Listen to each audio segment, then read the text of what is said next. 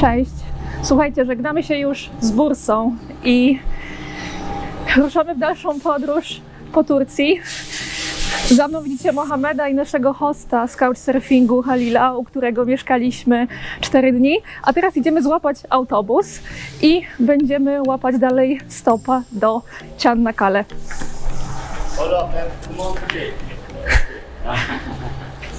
Ponieważ to będzie pierwszy autostop, jakiego będziemy łapać w życiu.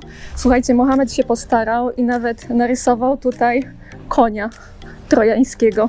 Także mamy nadzieję, że ktoś nas zabierze. Cześć, tu Ola i Mohamed. Od 2012 roku wspólnie podróżujemy po świecie. W sierpniu 2020 roku zostawiliśmy pracę w Polsce i wyjechaliśmy w podróż życia z biletem w jedną stronę. Aktualnie jesteśmy w Turcji. Dołączcie do nas w tej podróży.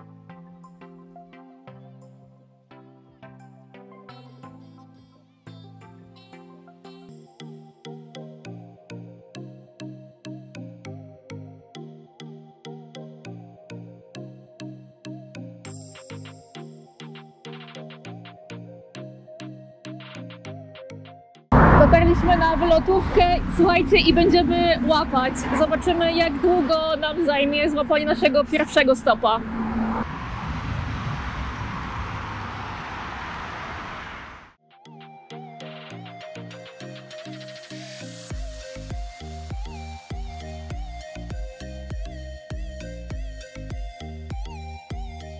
Odjechał nasz pierwszy autostop.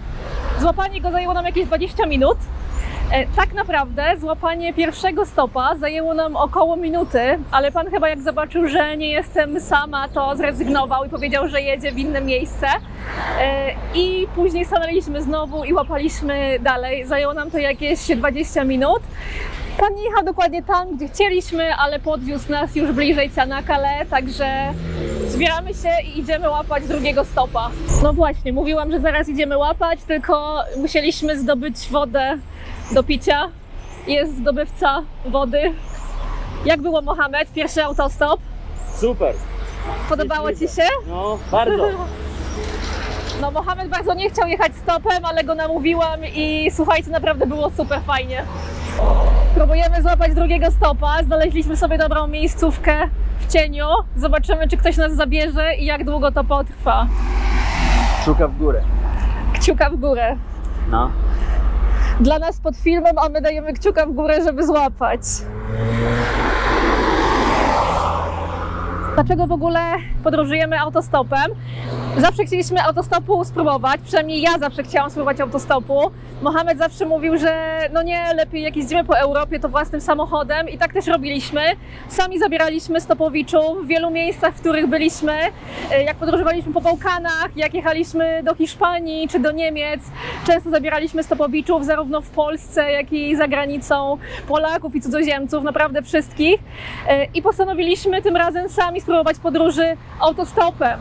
Tyle ludzi podróżuje stopem i wszyscy mówią, że to jest super przygoda, więc też chcieliśmy spróbować. I co, na pierwszy raz stopem po prostu dużo pozytywnego myślenia, dużo samozaparcia i cierpliwości, nie zrażać się od razu, uśmiech na twarzy i po prostu łapać. Nam się póki co udało. Czekamy teraz na drugiego stopa, zobaczymy jak będzie dalej. Zostało nam około 200 km do Çanakkale.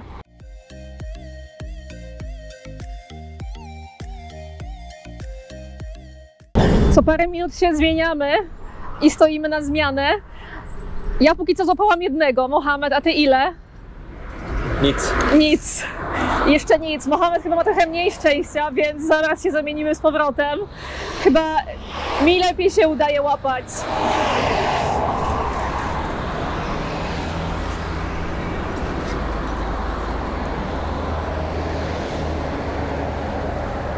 Jestem pozytywny.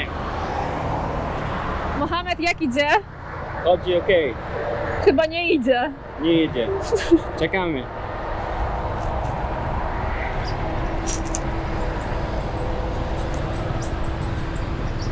Ale przynajmniej stoimy w cieniu, bo inaczej można by było tutaj zakończyć życie na słońcu, bo jest tak gorąco. Trochę późno wyjechaliśmy, no ale trudno, nie ma co narzekać, po prostu trzeba próbować.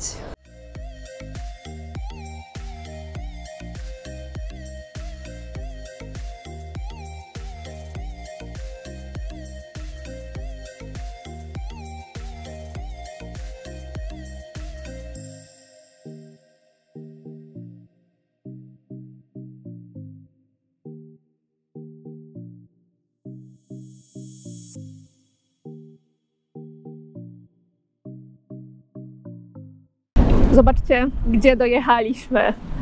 Na 2 stopy, na 2 samochody udało nam się dojechać do Çanakkale i ponieważ na karcie mieliśmy narysowanego konia trojańskiego, to panowie podwieźli nas dokładnie w to miejsce i wysadzili nas tu przy tym koniu trojańskim.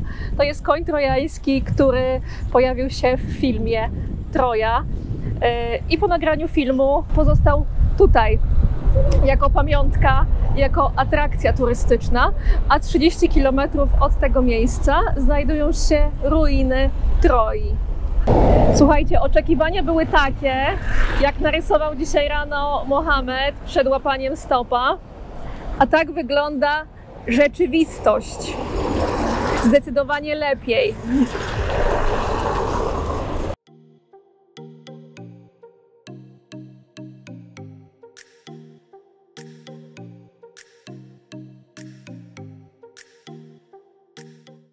Çanakkale to dosyć mała miejscowość i nie udało nam się znaleźć tutaj noclegu na couchsurfingu, dlatego przyszliśmy do pensjonatu. Znaleźliśmy go online i przyszliśmy po prostu na miejsce zapytać, jaka jest cena za pokój.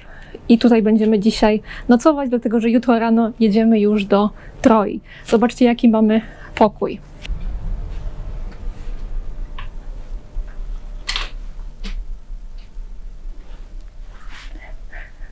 Tak to wygląda. Pokój jest dla 3 osób, ale ponieważ, no jak się możecie domyślać, praktycznie cały pensjonat jest pusty i w ogóle nie ma gości i turystów, mogliśmy sobie wybrać w tej samej cenie którykolwiek pokój, a wzięliśmy ten, bo jest po prostu trochę więcej miejsca. O, najciekawsze jest to, słuchajcie, czyli obraz konia trojańskiego. Ten koń trojański to jest replika, która znajduje się przy muzeum, przy ruinach Troi, tam gdzie pojedziemy jutro. Mamy klimatyzację, całe szczęście i tak wygląda łazienka. I to wszystko. Proszę bardzo. Cena za ten pokój 140 lir za noc, czyli około 70 zł. Tak. Trochę drożej niż w Stambule, ale tak jak wam mówiłam, ta miejscowość jest dużo mniejsza i szanse na znalezienie noclegu są też dużo inne niż w dużym mieście, także w porządku. Zostawiliśmy już nasze rzeczy w pensjonacie i idziemy szybko poszukać jakiegoś jedzenia, bo jak jechaliśmy stopem, to nie mieliśmy nawet czasu, żeby zjeść obiad. Tak wygląda nasz dzisiejszy obiad. Restauracja działa w ten sposób, że po prostu można sobie wybrać, co się chce zjeść. I taki zestaw jak tutaj mamy, czyli ryż, ciecierzyca i zupa z soczewicy plus jakaś sałatka, to jest koszt 15 lir. My taką porcją najadamy się obydwoje, także jest to bardzo ekonomiczna opcja zjedzenia obiadu.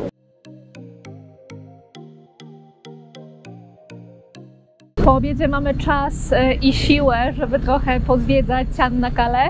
Zazwyczaj ludzie przyjeżdżają tutaj na chwilę w drodze do Troi, ale warto się tutaj zatrzymać, dlatego że ta miejscowość położona jest nad cieśniną Dardanelle, a po drugiej stronie znajduje się Gallipoli i tam właśnie miała miejsce bitwa o Gallipoli w czasie I wojny światowej i trwała od kwietnia 1915 roku do stycznia 1916. Była to największa operacja desantowa I wojny światowej i to była bitwa pomiędzy Imperium Osmańskim a państwami Ententy i zakończyła się zwycięstwem Imperium Osmańskiego. W czasie tej bitwy zginęło ponad 130 000 osób, a 2 razy tyle zostało rannych. Tutaj za mną jest wystawa dotycząca właśnie tej bitwy. Niestety teraz jest zamknięta, więc nie możemy zobaczyć.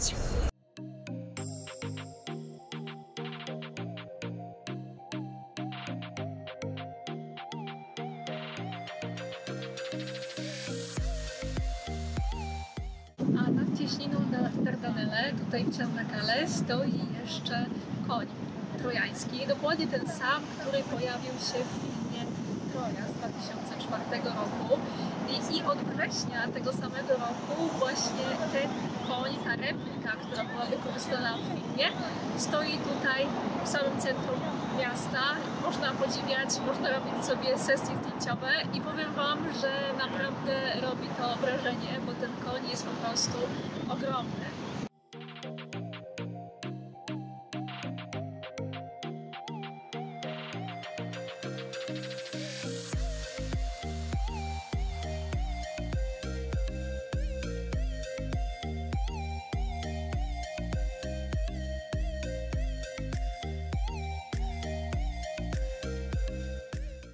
tutaj jeszcze tuż obok tego konia trojańskiego jest cała makieta, rekonstrukcja tego, jak właśnie wyglądała Troja. Jestem Wam jeszcze winna wyjaśnienie, dlatego że na początku powiedziałam, że ta bitwa o Gallipoli miała miejsce od kwietnia 1915 roku, a tak naprawdę zaczęła się już wcześniej, bo już w lutym. To była cała ofensywa tutaj w cieśninie Dardanelle, która miała później być kontynuowana atakiem na Stambuł. Do tego nie doszło, dlatego że tak jak powiedziałam, Imperium Osmańskie tę bitwę wygrało. A za mną na wzgórzu widzicie datę 18 marca 1915 roku, bo właśnie wtedy rozpoczął się największy atak w czasie całej tej kampanii. A co ciekawe jeszcze, po polsku nazywa się tę bitwę bitwą o Gallipoli, natomiast w Turcji mówi się na nią po prostu bitwa o Çanakkale, czyli tak jak nazywa się po prostu ta miejscowość, w której dzisiaj jesteśmy. Jesteśmy bardzo już zmęczeni. Jak było dzisiaj? Super.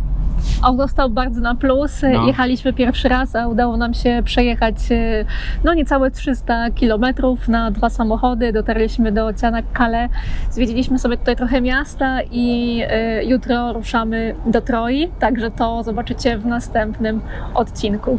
Tak, oczywiście. A teraz pamiętacie, kciuka w górę, zostawicie komentarze, subskrybujcie nasz kanał. Do zobaczenia za następnym video, tak? Tak. Oczywiście. Cześć. Cześć.